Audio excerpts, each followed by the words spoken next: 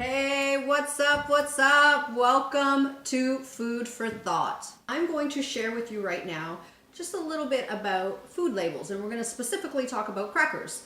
Now, crackers are one of the things that my clients always say that they love to eat. Usually because it's quick, it's easy, it's convenient. You got a little bit of that crunch going on. They're great to snack on, so they're everyone's favorite thing to nibble on every now and again, but not every cracker is the best choice. So I have 3 different types of crackers here.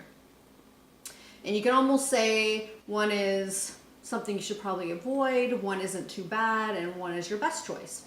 So we have Ritz. Now this has been around forever, and usually you see these at parties and you see people snacking on them. But if you look at the ingredients, there's not much about this that is actually good. Now there's some things in here that I can't even pronounce, so I firmly believe if you can't really pronounce it, you probably shouldn't be eating it. And a lot of these things basically are inorganic. So they might, for instance, if you read it, there's, monocalcium phosphate.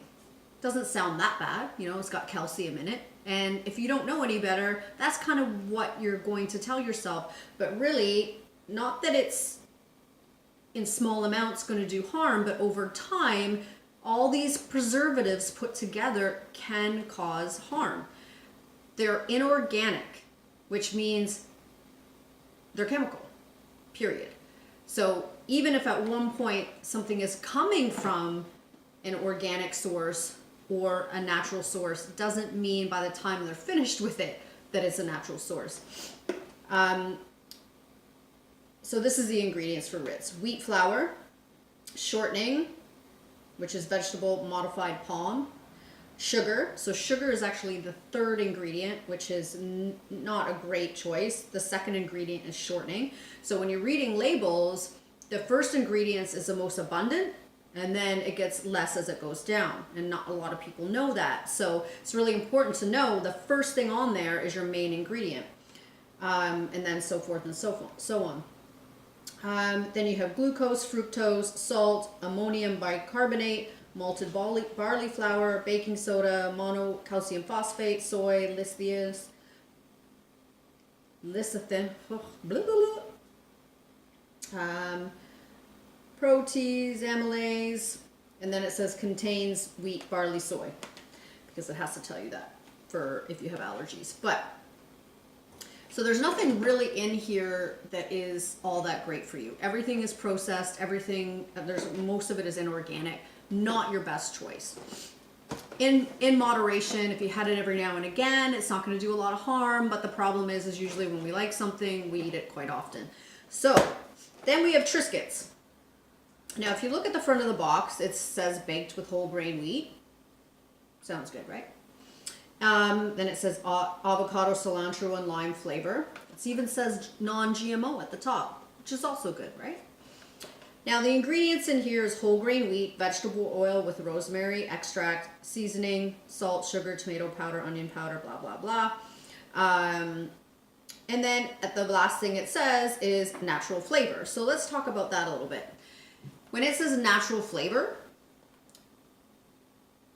or natural flavors or natural flavoring, whatever it might say, natural in this kind of context means not so natural.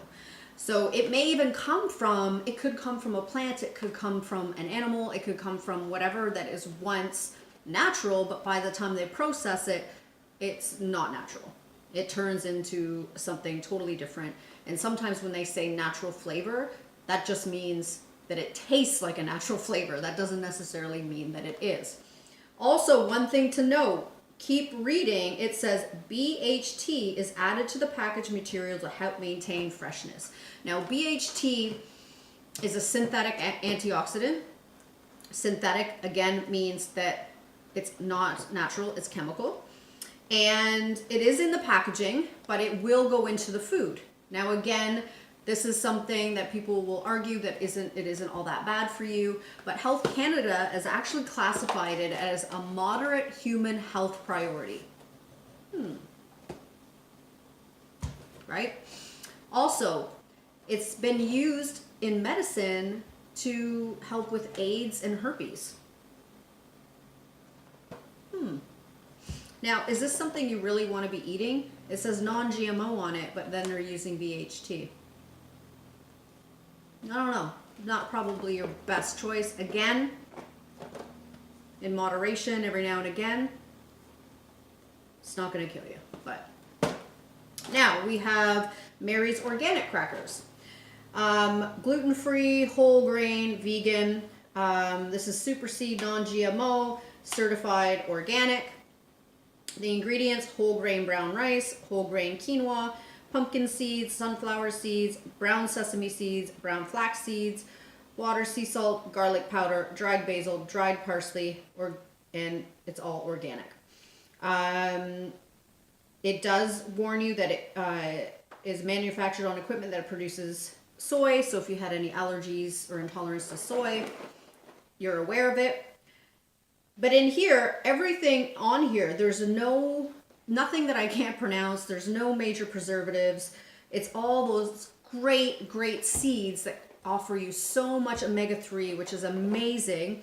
And again, when you're reading labels, always look at the, not just the ingredients, but the fine print underneath, but also look at the serving size.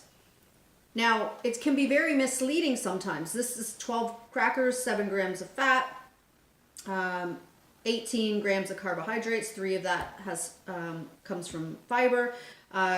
So it's really important to understand serving sizes and how much you can have. So if you look at this and it says 150 calories, how much can you get for that 150 calories? Sometimes we just look at that and think, oh, it's only 150 calories. So it really depends on the amounts, right? So here, 4 crackers is 80 calories. And for Ritz, we got 6 crackers for 100 calories. Absolutely 0 fiber in this, by the way. This has 2 grams of fiber, so not bad. This has 5 grams of fat. So overall, these are crap. These, you could get away with it. These are your best choice. No, they're a little expensive, but you don't need a ton of them. And I think this is where we think this is healthy, so we can just grab this whole thing and eat the whole box.